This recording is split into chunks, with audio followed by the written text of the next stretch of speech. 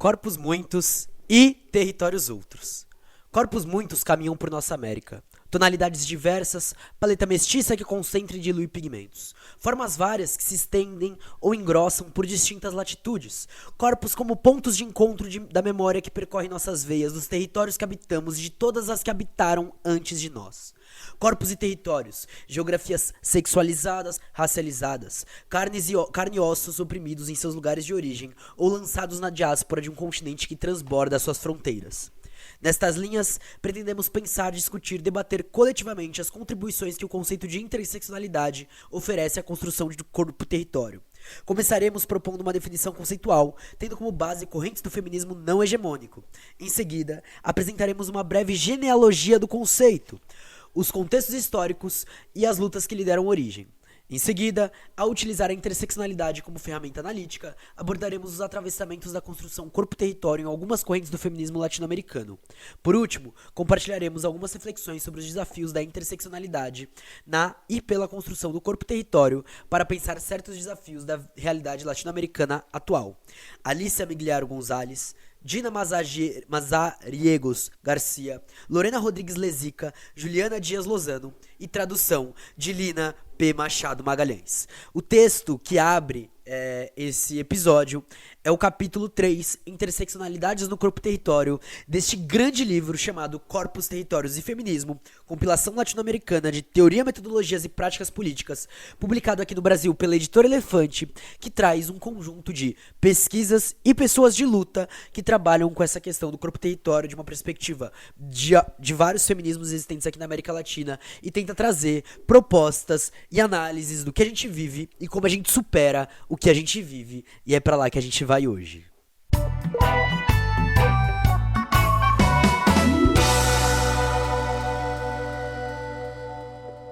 Bom, galera, eu sou Marcos Morcego, comunicador político aqui pela Caverna do Morcego. Com muita honra apresento esse texto aqui pra vocês, um livro que me pegou muito, principalmente no debate que eu já estava fazendo sobre identidade e território. Eu li ele durante a pesquisa. E eu acredito que um texto que dialoga muito com o que a gente já trouxe com Lélia Gonzalez, Bell Hooks, Assad Haider, Denis de Oliveira, e a gente continua a debater, trazendo novamente perspectivas de análise e de enfrentamento para a realidade da esquerda brasileira, para a realidade social brasileira, né? Colocar realmente na nossa frente o que a gente tem que fazer, o que a gente tá vendo, como enfrentar isso, tá? Muito feliz aqui de ter vocês comigo, lembrando, tá? A gente tá aí também na Clio Operária, produzindo textos. E agora, semanalmente, toda quinta-feira, às 7 horas da noite, live lá no nosso canal do YouTube. A gente teve nossa primeira essa quinta agora. Então, já tá lá no YouTube, tá? Só você colocar lá, Clio Operária, Barricada Vermelha, que é o nome desse grande programa. E você vai encontrar facilmente no YouTube, tá? Somente no YouTube, por enquanto. Também queria lembrar vocês que na Caverna do Morcego a gente tem projeto de lives às segundas e terças de leitura e discussão. E também a gente tem aí esses episódios, por enquanto, semanais de férias. A gente já tá caminhando pro final. E posteriormente, com um espaço um pouco maior, alguns episódios de debates mais extensos, como vocês sabem que eu adoro fazer, beleza? Então é isso. E também a gente tem o nosso podcast live, a gente tem o nosso livro, Por uma Implosão da Sociologia, esse pela editora Terra Sem Amos, beleza? E, se eu não me engano, já está ativo novamente o nosso cupom de desconto, hashtag Morcego na Autonomia, que garante 20% de desconto em todo e qualquer produto lá no site da Autonomia Literária, fechou? Não esquece de dar esse pulo lá, que é muito importante, e é claro, ajuda vocês também que vão estar comprando mais barato aí o livro, beleza? E aí, última coisa, esse projeto só existe graças ao apoio de vocês, então, você que ainda não apoia, agora é o momento, tá? Vai lá em apoia.se/Caverna Morcego e faça o seu apoio. Ou vai no nosso Pix, podcastmorcego@gmail.com, e também faça o seu apoio, tá? Qualquer dessas formas ajuda bastante a gente a continuar no nosso projeto. Então, sem mais enrolação, bora lá pro episódio.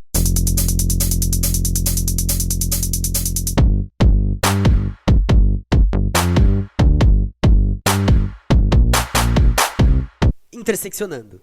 O que queremos dizer com interseccionalidade? Segundo Itziar Ziga, em Malditas, uma estirpe transfeminista. Aí está a armadilha, quando o feminismo, com a desculpa de não se perder, nem se dispersar pelo caminho, apenas atende à opressão de gênero. Afinal, quem são as mulheres afetadas apenas por opressões de gênero? As brancas, heterossexuais, burguesas, pertencentes a um povo não colonizado, diagnosticadas como mulheres ao nascer e cujas capacidades funcionais cumprem com a norma. Elas sim são minoria, uma minoria socialmente privilegiada. E agora sim, entrando então no texto das nossas autoras. O conceito de interseccionalidade provém da teoria feminista do final do século XX, sobretudo do feminismo negro e dissidente estadunidense, e pretende abarcar as sucessivas formas de dominação e de opressão que recaem sobre algumas mulheres. Refere-se à articulação de traços socioculturais que definem os sujeitos e podem se estabelecer como categoria de estratificação social e, portanto, de dominação política. Assim, a atribuição de classe, raça, gênero configura as condições de possibilidade para as diferentes formas de exploração que os sujeitos vivenciam e sobre as quais a sociedade se organiza. Essa atribuição separa com base na denúncia e demonstra a impossibilidade de analisar as dimensões da desigualdade isoladamente e/ou como a somatória de diferentes desigualdades. Pelo contrário, sugere que as desigualdades estão entrelaçadas à vida de sujeitos e coletivos de forma complexa e que precisamos nos situar nessa complexidade para que a gente possa analisá-las. O conceito irrompeu no espaço acadêmico como tentativa de resistir à homogeneização do feminismo, né? Ou seja, existir um feminismo só, apenas uma vertente, ampliando e problematizando a leitura sobre modos de dominação. Pensar, segundo a interseccionalidade, conduz a duas advertências epistêmicas. A primeira, um reconhecimento de múltiplos sistemas de dominação que, longe de atuar com canais separados, se relacionam e se potencializam reciprocamente. Existe uma das ideias dentro da interseccionalidade, né, mas principalmente essa que olha para esse movimento de opressões, é que já existia o patriarcado, já existia racismos, né, não da forma como a gente conhece, mas existiam essas duas questões. Com o capitalismo e uma homogeneização que ele tende a fazer enquanto modo de produção, né, você tem um alinhamento também dessas outras formas de opressão e exploração que já existiam. E aí você tem uma atualização delas para servir a esse modelo econômico, né? Então você tem uma relação de que troncos de árvore começam a se entrelaçar. Eu nem gosto de definir o capitalismo como centro desse tronco, mas é uma das coisas que às vezes são colocadas, né? Porém, as raízes de todas essas coisas estão colocadas. E a gente precisa cortar pela raiz de qualquer forma. Segundo Valdez Gutierrez, o sistema de dominação é múltiplo, porém estruturado como um só. Portanto, embora seja possível observar os traços das desigualdades estruturais, precisamos refinar as ferramentas para compreendê-las. A segunda é a necessidade de heterogeneizar os sujeitos de conhecimento, que já não serão um tipo ideal, o espelho do homem branco burguês heterossexual, mas encarnarão histórias singulares e coletivas que atualizarão as desigualdades. A compreensão das desigualdades sociais e de suas múltiplas articulações tem sido objeto de preocupação das ciências sociais, né? A gente fala muito sobre isso, inclusive aqui na Caverna, e eu faço ciências sociais. Explicar como elas são produzidas, multiplicadas e articuladas não é tarefa fácil. Vocês já viram nessa frase minha tentando explicar um bagulho, né? Nesse sentido, o conceito de interseccionalidade oferece um potencial explicativo que permite transcender a metáfora aritmética, a dominação múltipla como conjunto das desigualdades, para passar a uma metáfora geométrica, a dominação múltipla como a intersecção de diversas desigualdades que encarnam nos sujeitos. Embora algumas vozes críticas argumentem que a interseccionalidade não resolve os problemas, já que ainda pressupõe raízes de opressão diferenciadas e persistentes, há um consenso de que ela ao menos oferece novas leituras sobre um problema complexo. E aí, tem uma coisa já aberta pelas próprias autoras de que, tipo assim, tudo bem, talvez ela não nos ajude a resolver a situação, mas, de qualquer forma, nos ajuda a entender um pouco melhor esse problema complexo que a gente tem na nossa frente e a gente ainda não conseguiu resolver. Com base nesses fluxos epistêmicos, a interseccionalidade se transforma em uma ferramenta analítica, pois permite compreender como as distintas dimensões da opressão atuam simultaneamente e se atualizam nas trajetórias vitais de sujeitos de carne e osso. Essas tradições feministas formaram uma ferramenta privilegiada para enunciar as desigualdades múltiplas e interdependentes no mundo em que vivemos. De acordo com Viveiros e Goya, a interseccionalidade, além de ser um paradigma, é uma ferramenta de análise que permite compreender e interpretar a questão social de forma complexa.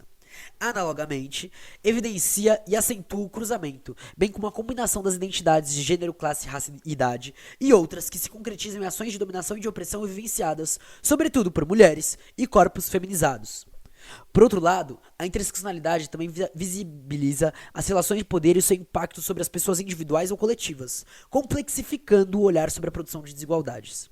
Como afirma Maria Lugones, entendemos que a perspectiva interseccional não é a única. Existem outras categorias e estruturas possíveis para tratar das relações entre ordens de poder e desigualdade. Ao estudar categorias de gênero, classe e etnia, Lugones as analisa sob a denominação de teia e de trama, pois expressam integridade ao observar o tecido. A individualidade das tramas se torna difusa no desenho ou na tela.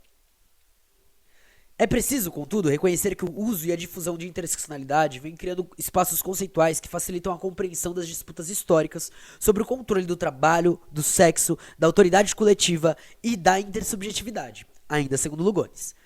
Trata-se de entender tais dimensões de forma interrelacionada, pois constituem um modelo capitalista, eurocêntrico e globalizante que estabelece o padrão das relações de poder. Para situar a ação política da interseccionalidade, é necessário lembrar que tal perspectiva feminista questiona as subordinações e dominações cujas bases históricas se assentam nas normas e construções sociais privilegiadas para o sujeito masculino branco, heterossexual e também proprietário. Esse sujeito pertence à cultura e à lógica epistêmica dominante, e a partir daí se estabelece a exclusão ou o privilégio, construindo estereótipos sistêmicos como o racismo, o classismo e as relações desiguais de poder. Nesse sentido, Patricia Hill Collins estabelece que a interseccionalidade é uma maneira específica de entender de que modo o entrelaçamento de diferentes sistemas de opressão é instalado e reforçado mutuamente. A organização do poder em uma sociedade se dá, portanto, por meio de matrizes de dominação. Em qualquer matriz existem duas características: sistemas de opressão que se interseccionam histórica e socialmente, e sistemas de intersecção da opressão que se organizam de modo específico via sistemas interrelacionados de dominação, estrutural, disciplinar, hegemônica e interpessoal. Em síntese, o conceito de interseccionalidade, mais do que explicar, nos ajuda a oferecer uma metáfora, uma imagem radical de um novo pensamento para compreender essa opressão das mulheres, no plural, indicando não apenas as opressões vivenciadas por mulheres brancas burguesas heterossexuais e dos corpos feminizados, e diria ainda mais, né, como Lélia Gonzalez faz de forma muito interessante, uma abordagem inclusive de outros grupos, como por exemplo é o caso dos homens negros, a partir de uma perspectiva do próprio feminismo negro, enquanto metodologia de análise, né, e de ação.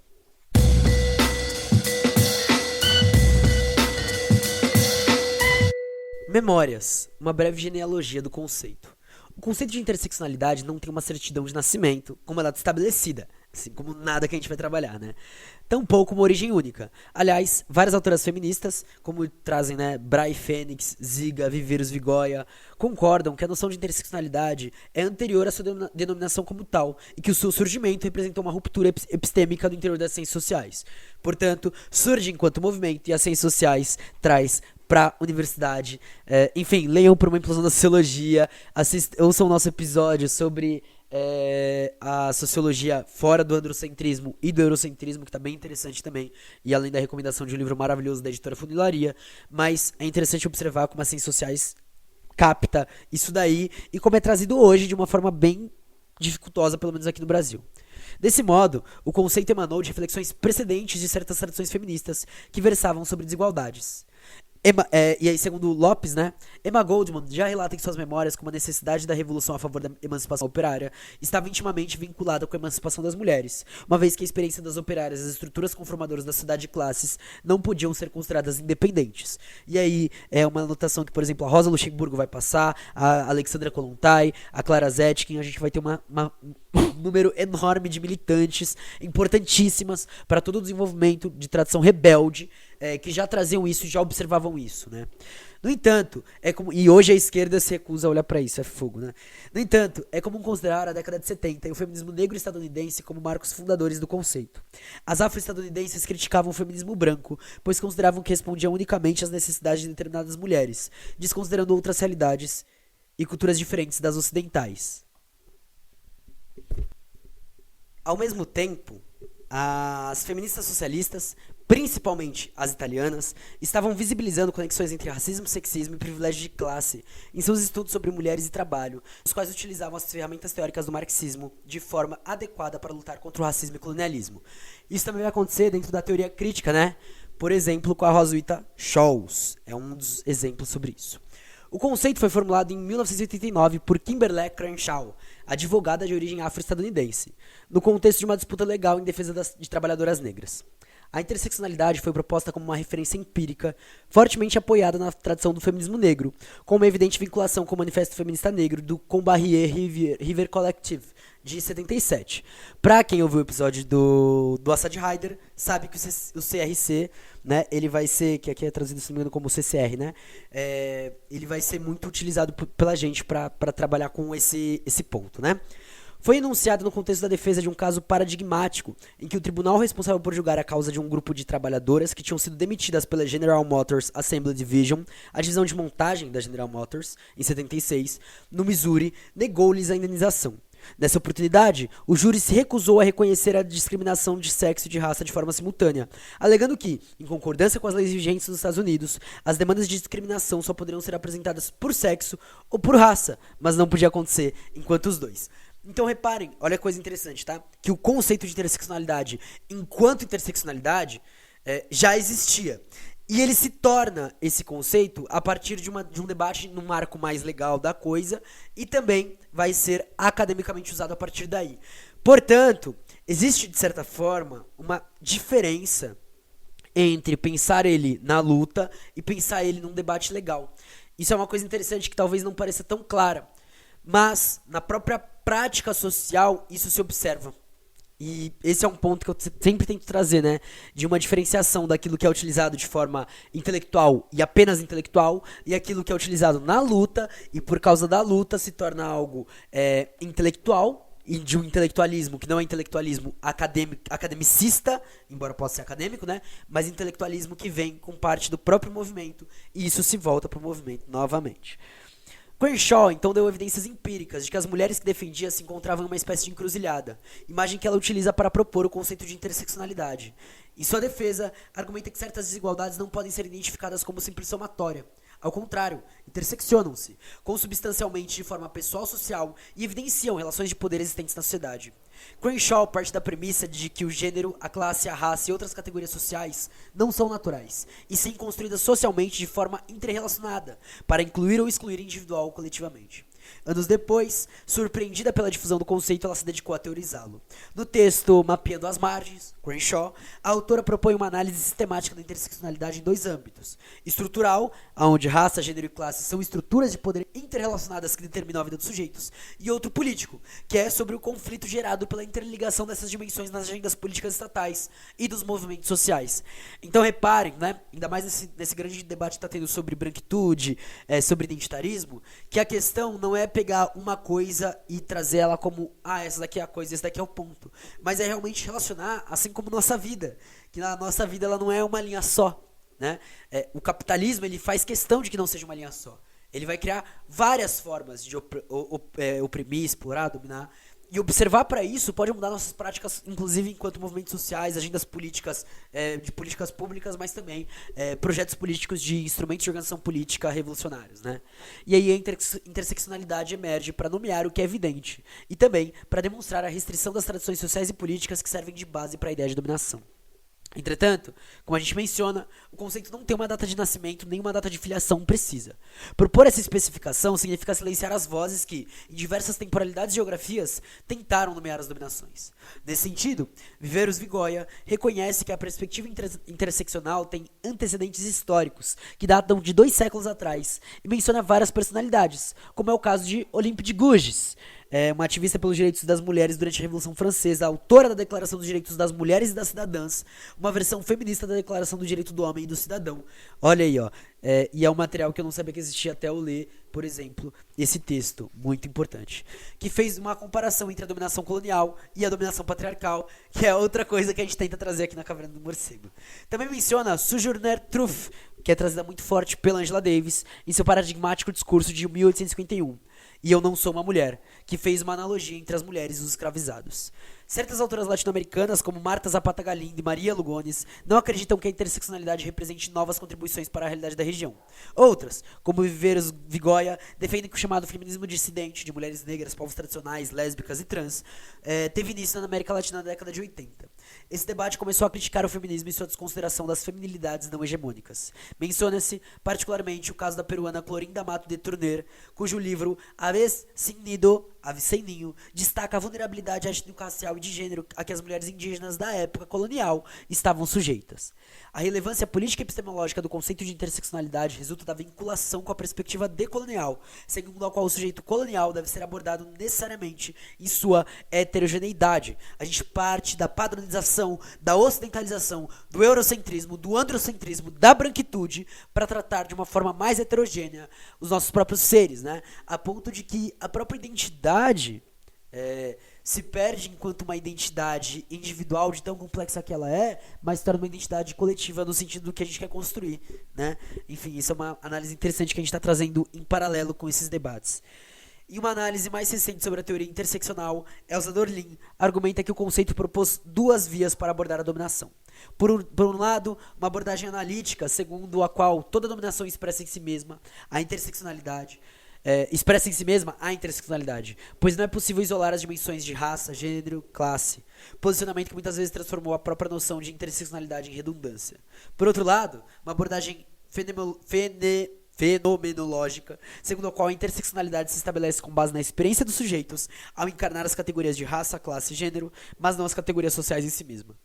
Embora a noção de interseccionalidade não resolva todos os problemas, tem sido de muita utilidade para superar o modelo abstrato de mulher hegemônica do feminismo liberal e compreender as vivências, significações e problemáticas de todas as mulheres. Interseccionalidade no corpo e território da nossa América. Focalizando nossas latitudes, devemos nos perguntar de que modo a interseccionalidade se entrelaça com o feminismo latino-americano.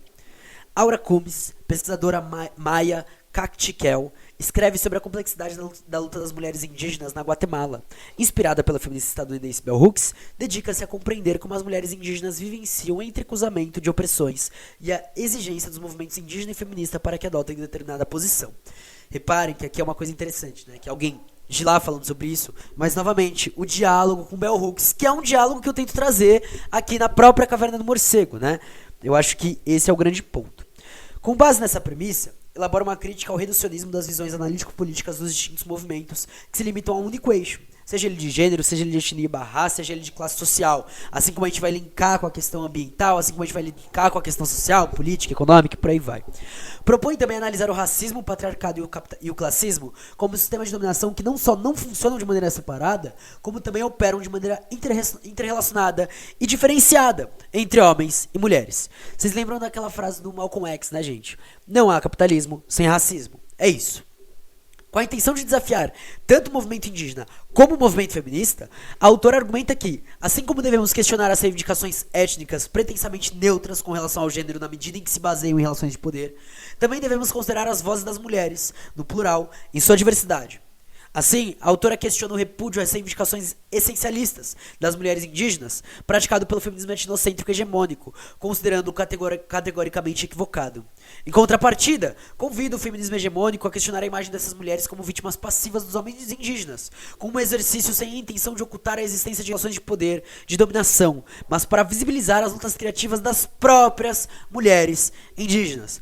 Então, basicamente, o que ela está colocando aqui, o feminismo heterogêneo não entendeu o que a gente vivencia enquanto prática indígena, porém, dentro da própria luta indígena, existem coisas que o feminismo nos ajuda a avançar, saca? Isso é uma coisa interessante, porque aí você propõe aquilo que Gramsci chama de tradução, né? De uma análise da própria realidade social para você conseguir intervir nela a partir daquilo que está no seu próprio ambiente, na sua própria cultura, na sua própria ação, na sua própria forma de agir e de avançar, né?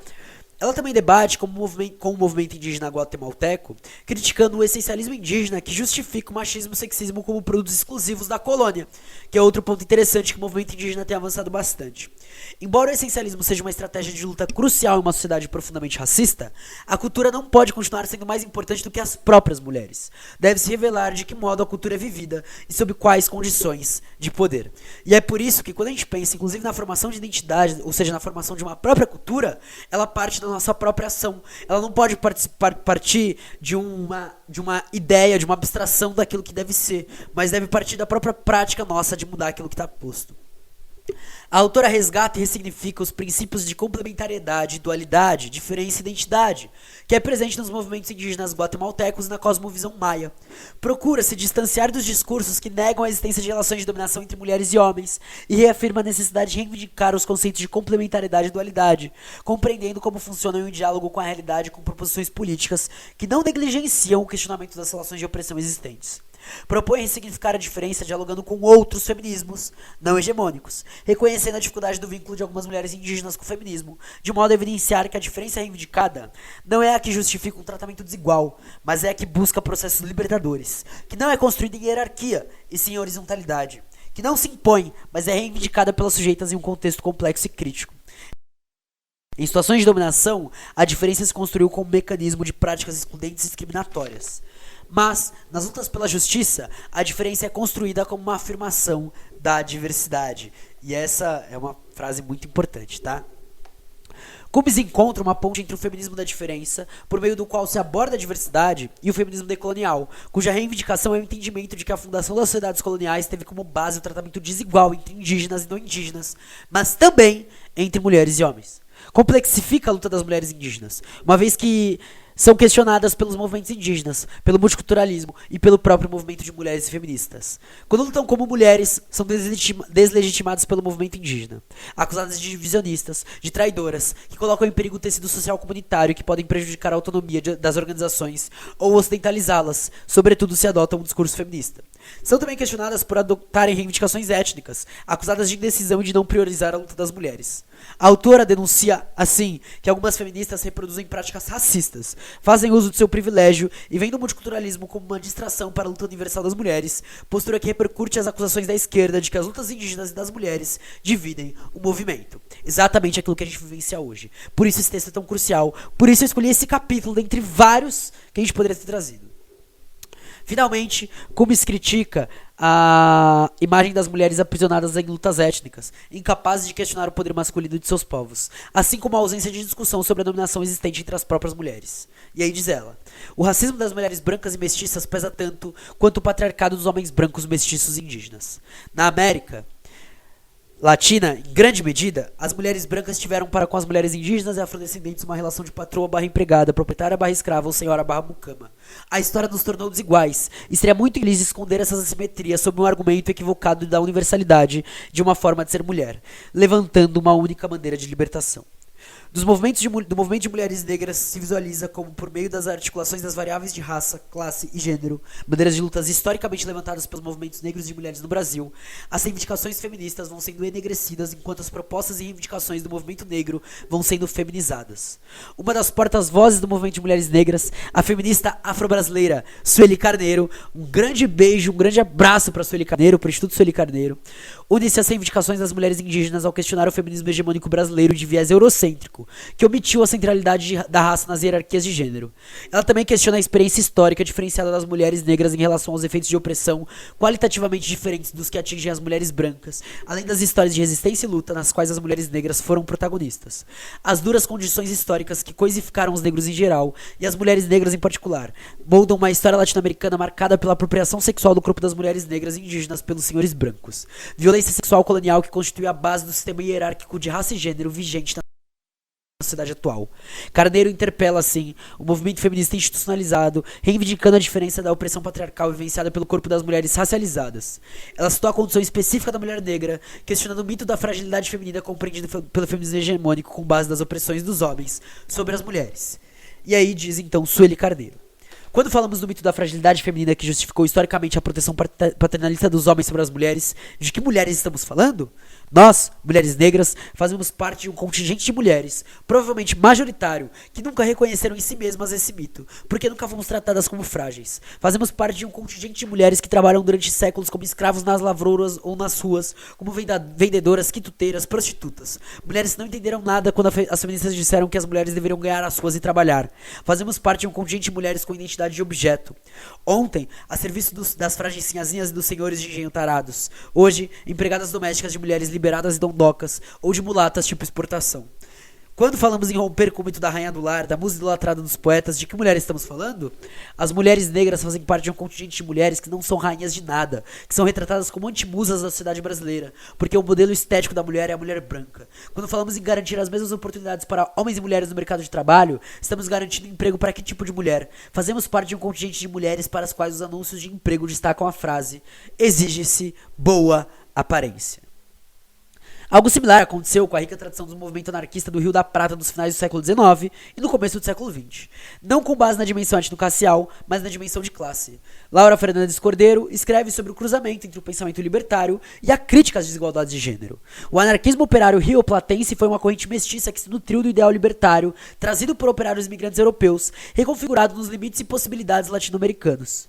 Personagens revolucionárias como Virginia Bonten, Juana Rouco e Maria Colazzo questionavam, em jornais populares, tanto a opressão de classe como a opressão patriarcal, mas não se falava em feminismo. Havia uma hegemonia do feminismo liberal burguês que expressava um completo desdém e incompreensão das problemáticas de mulheres das classes populares. Levaria um tempo para que o feminismo e o movimento popular se encontrassem a ponto de alterar a perspectiva estratégica e organizacional dos agrupamentos de esquerda.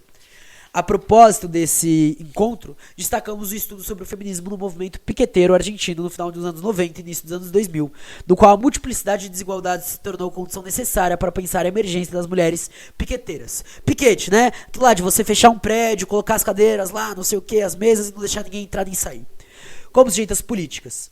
A esse respeito, Andujar explica que não foram as mulheres que apareceram recentemente na cena política, e sim as ciências sociais hegemônicas, cegas à interseccionalidade, que apagaram as diferenças e invisibilizaram as mulheres. E até hoje, mesmo quando as ciências sociais pegam essas pautas em prol de, entre aspas, uma visibilidade, ela tende a hegemonizar, principalmente no aspecto de uma pesquisa feita de cima para baixo, uma pesquisa que não torna o pesquisador também militante, uma pesquisa restrita a resultados, restrita a uma produtividade acadêmica, restrita a um respaldo acadêmico. Desse modo, de norte a sul e de leste a oeste do nosso continente, a interseccionalidade nos reivindica e nos desafia como mulheres migrantes, indígenas, negras, mestiças do campo ou das zonas precarizadas da metrópole. Mulheres que, com suas mãos, fazem o mundo girar e levantam sua voz para que sejam reconhecidas em todas as partes que definem os limites dos corpos que encarnam.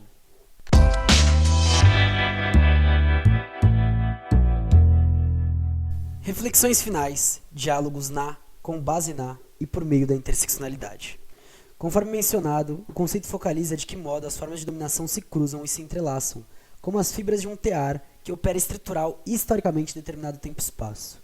No entanto, para que uma interpretação interseccional não implique um olhar vindo de cima e de fora das relações sociais, como se fosse possível criar um cenário cruzando as desigualdades por fora dos sujeitos que as experimentam, sugerimos analisar as intersecções tendo por base a experiência, ou seja, adotar uma perspectiva que reconheça e revele as relações opressivas, mas também visibilize na mesma trama as estratégias de disputa e ressignificações que realizamos individual e coletivamente. Nos estudos feministas e de gênero existe, de fato, um debate que contribui significativamente para a construção da categoria experiência. Autoras como Mari Nash ressaltam a utilidade da categoria para pensar os vínculos entre vivências pessoais, processos históricos e trajetórias das mulheres como coletivo social dinâmico. Nash enfoca os processos históricos de aprendizagem das mulheres em suas trajetórias de luta e nas relações de poder de gênero. De acordo com a teoria feminista, a vida pessoal é o terreno político, público e lugar de transformação e reprodução das relações existentes. Ao mesmo tempo que a transformação das relações de gênero está intimamente relacionada ao questionamento da existência de ambas as esferas e lugares de pertencimento que são atribuídos às mulheres e aos homens. E aqui citando Andujar, novamente. Por meio de enfoques descolonizadores, a experiência também aparece como categoria-chave para a recuperação das narrativas que têm sido ignoradas pelos relatos patriarcais e androcêntricos imperialistas, geralmente também eurocêntricos ou norte-americanizados, de certa forma. Diversas vozes de feministas latino-americanas destacaram as experiências de mulheres subalternizadas, com base em sua classe social, etnia, gênero e nacionalidade, como elaborações que podem expressar formas de resistência ao sistema hegemônico. É importante elucidar, entretanto, que nem sempre existe uma relação direta entre o lugar da subalternidade ocupado por essas mulheres e a construção de experiências de transformação ou de questionamento à hegemonia.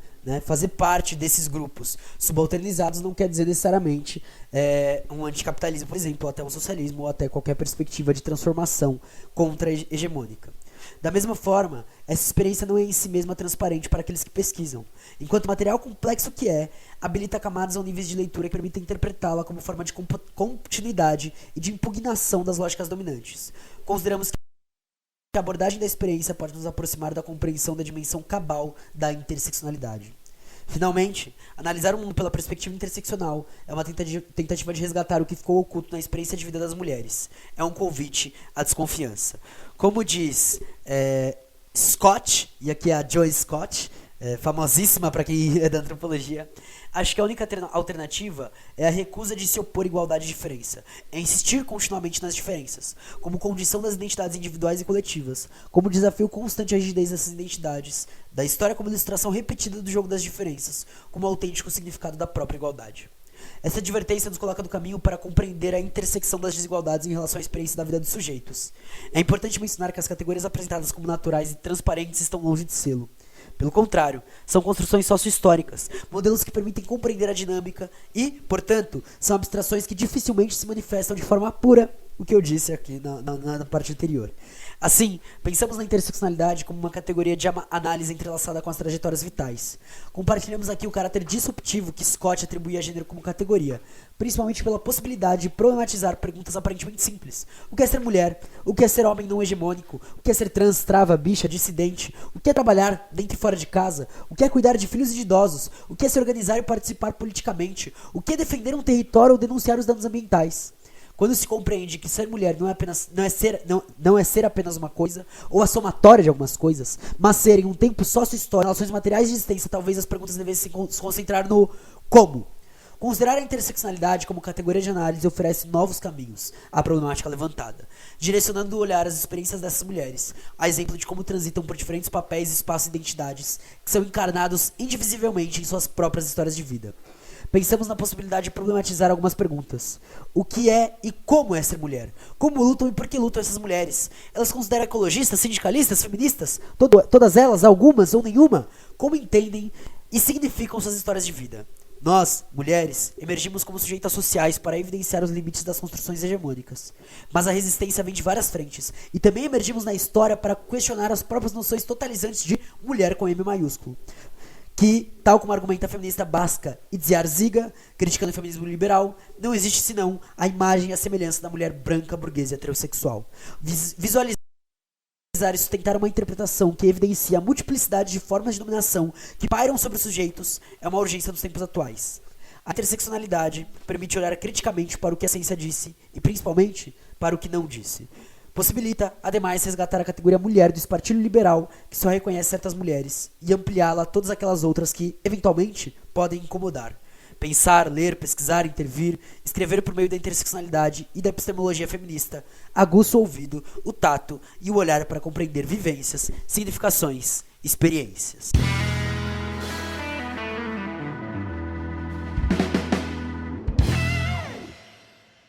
Bom, gente, o episódio de hoje aí vai ser muito leve, né? Vocês podem ver. É um debate bem interessante, bem profundo. Eu recomendo novamente, né, esse livro, Corpos, Territórios e Feminismos, pela Editora Elefante.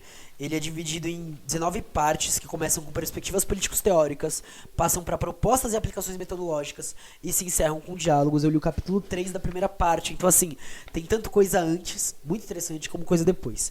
Novamente, agradecer a Alicia Migliaro Gonzalez, Dina Mazariego Garcia, Lorena Rodrigues Lezica, Juliana Dias Lozano e também, é claro, a tradutora Lina P. Machado Magalhães por essa grande obra. E aí, não deixem de acompanhar, apoiar e compartilhar, divulgar o projeto da Caverna do Morcego. A gente se vê semana que vem, no dia do Livro Vermelho, dia 21. Até mais. Tchau!